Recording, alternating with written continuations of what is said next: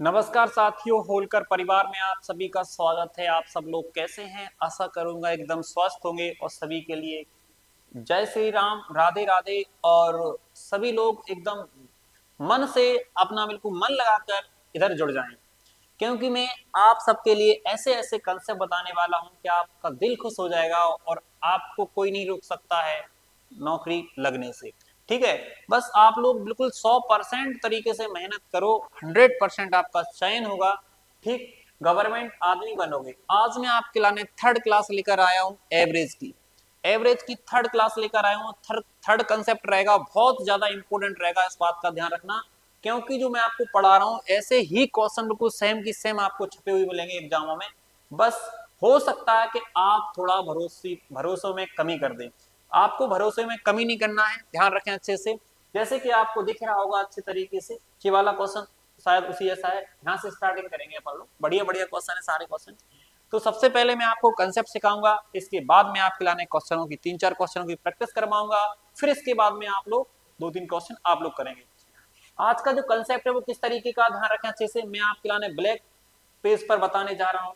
आज का कंसेप्ट ऐसा है कि जैसे मान लो हमारे पास संख्याएं कितनी है, हमारे पास मान लो कितनी संख्याएं, 7 संख्याएं। कितनी संख्याएं? 7।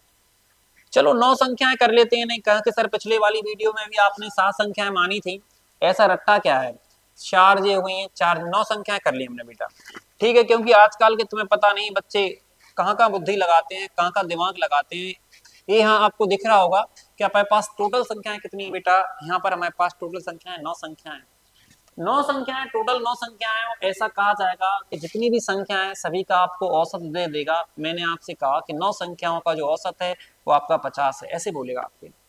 फिर कहेगा कि प्रथम प्रथम 5 संख्याओं का जो औसत है, प्रथम 5 संख्याओं का औसत है, वो आपको बोलेगा। मान लिया है कि 55 है, 55 की जगह कुछ भी हो सकता है, बस आपको घबराना नहीं है, बस सुनना है ध्यान से। फिर इसके बाद बोलेगा कि अंतिम 5 संख्याओं का जो औसत है बेटा, अंतिम जो 5 संख्याओं का जो औसत है, अंतिम 5 संख्याएं बेटा यही रहेंगी। अंतिम 5 संख्याओं का जो औसत है वो मान लिया है कितना है बेटा, 49 है। कितना है? 49 है। अब कहेंगे कि बीच वाली संख्या बताओ, जिस संख्या को आपने 2 बार गिना, उस संख्या का मान बताओ। आपको दिख रहा होगा सर दोनों कंडीशन में एक संख्या को हमने 2 बार गिना, दिख रहा है सबके लिए? बताओ मुझे। इसी संख्या का वैल्यू हमें बतानी है। जब भी हमारे लिए कोई संख्या को डबल बार गिना जा रहा है, अगर उसकी वैल्यू निकालनी है तो कंसेप्ट हमारे लिए ये यूज करना, ध्यान रखना चाहिए। कैसे? पहला काम हमें लाने, जो सबका जो औसत है बेटा वो कितना है? 50 है। 50 में से 55 को घटाओगे तो यहाँ माइनस का 5 आएगा, और माइनस के 5 का मल्टीप्लाई 5 में करोगे तो आएगा हमारा 55 25। लेकिन कैसा आएगा बेटा? नेगेटिव। फिर हम लोग 50 में से 49 को घटाएंगे तो यहाँ पे बेटा प्लस का 1 आएगा, और 1 का गुणा 5 में करेंगे तो प्लस का हमारा कितना आएगा? 5 आएगा। कुल मिला के यहाँ पे सर पॉजिटिव कितना निकलने वाला है? 20 निकलने वाला है, ध्यान रखना अच्छे से। अगर पॉजिटिव नहीं बेटा, नेगेटिव 20 निकलेगा। कितना आएगा बेटा? नेगेटिव हमारा 20 आएगा। इस बात का अच्छे से ध्यान रखना अच्छे से।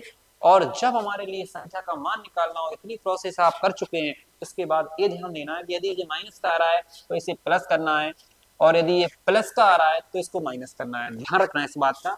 तो इस क्वेश्चन का जो आंसर आएगा, आप कहोगे सर इस संख्या की जो वैल्यू रहेगी वो कितनी रहेगी? 70 रहेगी। हम बड़े आराम से बता सकते हैं।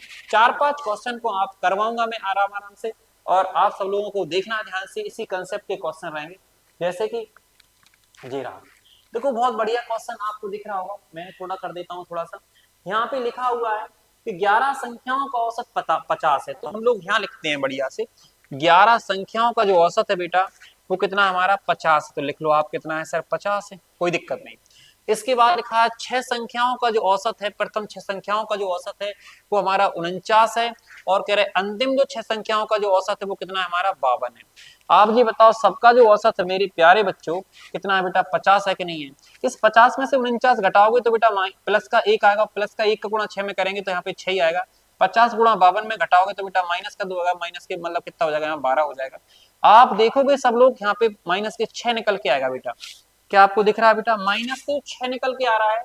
मैंने आपको ऐसे बताया था, यदि ये माइनस का आता बेटा तो यहाँ पे प्लस कर देना है, यदि ये प्लस का आ रहा है तो माइनस कर देना है। तो आप कह सकते हैं सर इस क्वेश्चन का तो आंसर आ ही चुका है। वो कौन सा है बेटा? 56 है। ठीक, इसके बाद बेटा अगर अपन लोग आगे देखेंगे नेक्स्ट वीडियो में, नेक्स्ट कंसेप्ट की ओर बढ़ेंगे। अगला कंसेप्ट हमारा जी वाला है बेटा। तो यहाँ लिखा है 11 संख्याओं का औसत। बेटा यहाँ लिखा हुआ है कि 11 संख्याओं का जो औसत है वो कितना है बेटा 63 है। और फिर कह रहे हैं प्रथम 6 संख्याओं का जो औसत है वो कितना है बेटा 60 है। और अंतिम 6 संख्याओं का जो औसत है वो कितना बेटा 65 है। बस हम लोगों ने निकला में ध्यान से देखना है बेटा।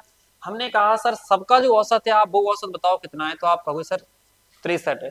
63 में से 60 घटाएंगे तो बेटा कितना आएगा हमारा 3 और 3 18 कर सकते हैं हम लोग। फिर 63 में से 65 घटाओगे तो माइनस का 2 आएगा, 6 दूनी 12 करेंगे तो माइनस का 12 आएगा। कुल मिला के हमारा यहाँ पे प्लस का 6 निकल के आएगा। तो मैंने आपको समझाया है बेटा कि यदि प्लस का निकल के आ रहा है तो हमें माइनस का करना है, और माइनस का निकल के आ रहा है तो प्लस करना है। जब 63 में से 6 घटाएंगे तो इस क्वेश्चन का जो आंसर निकल के आएगा बेटा वो आएगा हमारा 57। बात आपको समझ में आई या नहीं आई बताओ। वीडियो कैसा लग रहा है आप सब लोगों के लिए।